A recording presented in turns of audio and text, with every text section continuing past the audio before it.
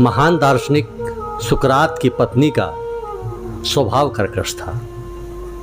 वह बात बात पर सुकरात को डांट पिलाती और सुकरात अपने स्तर से बस मुस्कुरा कर रह जाते।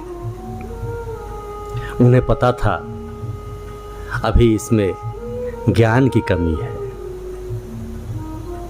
वह यह भी जानते थे कि किसी भी व्यक्ति को अपने स्तर के अनुसार व्यवहार करना चाहिए। उन्हें पता था पत्नी को उतना ज्ञान नहीं है, इसलिए इस तरह की बातें करती है। वो अपने स्तर से मंद मंद मुस्कुराया करते, कभी कुछ समझाने का प्रयास करते, लेकिन पत्नी उनकी बहुत बिगड़ती थी।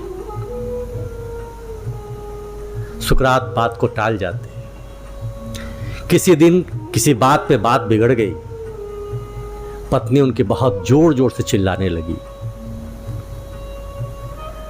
सुकरात बस मुस्कुरा रहे थे। पत्नी पूछ रही थी, बोलो तुम्हारा क्या कहना है। फिर भी कोई प्रत्युत्तर न पाकर वह और गरजने लगी। बगल में पानी से भरी हुई बाल्टी रखी थी। गरज कर उसने उस बाल्टी की पानी को सुकरात के ऊपर दे डाला। सुकरात ऊपर से नीचे तक भीग चुके थे। सुकरात ने एक पंक्ति मुस्कुराते हुए कहा, चलो जब बादल गरजता है तो बरसता भी है। गर्जन के बाद वर्षा का होना स्वाभाविक है। पत्नी का क्रोध शांत हो चुका था। सारे कपड़े भीग गए थे। पड़ोसी बगल में आया। उसने पूछा, आपकी पत्नी इतनी कर्कश है, इतना भला बुरा कहती है, इन्हें तो छड़ी से पीटना चाहिए। तब सुकरात ने हंसते हुए कहा, इसका मतलब हम दोनों लड़ें और तुम उसका आनंद लो। वह व्यक्ति शर्मिंदा हो गया। हर व्यक्ति के कार्य करने का एक अपना स्तर होता है। आप अपने स्तर पर विराजमान रहें। जब आप अपने स्तर पर रहेंगे तो दूसरा व्यक्ति अपने आप पराजित हो जाएगा। हमेशा अपनी रेखा बड़ी करने का प्रयास करें। जो आपका स्ट्रेंथ है, जो आपकी अच्छाई है, उस अच्छाई को और अच्छा करने का प्रयास करें। हर व्यक्ति के पास अलग अलग प्रकार के गुण होते हैं। जब अपने गुणों को छोड़कर वह दूसरों के गुणों के साथ कंपटीशन करता है तो उसका ध्यान अपनी ओर से हटकर दूसरे की ओर चला जाता है। उसका समय दूसरे की ओर देखने में जाया होता है।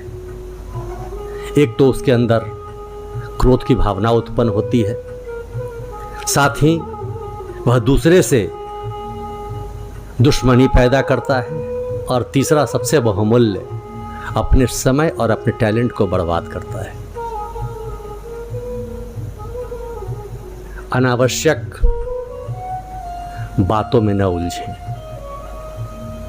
अनावश्यक बातों में न भिड़ें, और आज की दुनिया में यह बहुत जरूरी है।